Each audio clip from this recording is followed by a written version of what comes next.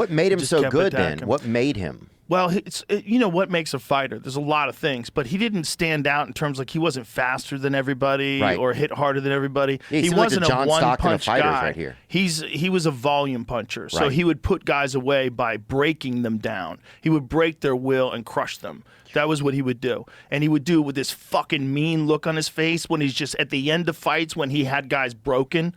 He would just overwhelm them and swarm them. He was one of the most terrifying guys because he can keep his pace up, 12 rounds, no fucking problem, Like Dominic iron Cruz? chin, but different. You know, it's like Julio's. That's the final punch that dropped Meldrick Taylor. Wow. And that was one where it was a fucked up call because Richard Steele knew that Meldrick Taylor was out, but there was really only 2 seconds left in the fight. But he still has to wave it off because the dude can't fight. Right. So it's kind of crazy. So all these people were mad at Richard Steele because if he didn't do that, Meldrick Taylor would have won the decision. So he stops the fight with like 2 seconds to go. How many seconds was it when he called the fight off? I don't think I'm exaggerating when I say 2 seconds. Might have been 5 seconds. And what would you do in that situation then? Well, he's doing the right thing. The referee is there to save the fighter. If he takes one more punch in those 2 seconds and that one punch kills him, Right. that's him. It's on him. 17 when he went down. So 17, he goes down. Well, so let's see what happens. So he gives him the count, which is a standing 8 count, and then he looks at him and he asks him a couple of questions. Give me some volume. So look, he's not looking at the clock. He's looking to save this guy. But look at him. Look at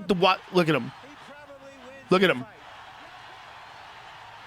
Wow. He looked him in the eye. He wasn't there. 3 seconds left. But he's doing the right thing. He's doing the right thing. It's crazy if there's 3 seconds left, but he is doing the right thing. Because a referee's job is to make sure that they stay alive. Yes. Protect the fighter. Because a Protect fighter the wouldn't fighter. make the right choice, you're saying? Right. That's why a referee has to protect the fighter from a cut. Like if the cut's too bad, the referee has to call it or bring in a doctor to call it. There's some times where the referee, it's a judgment call, and sometimes they get it wrong because they're human.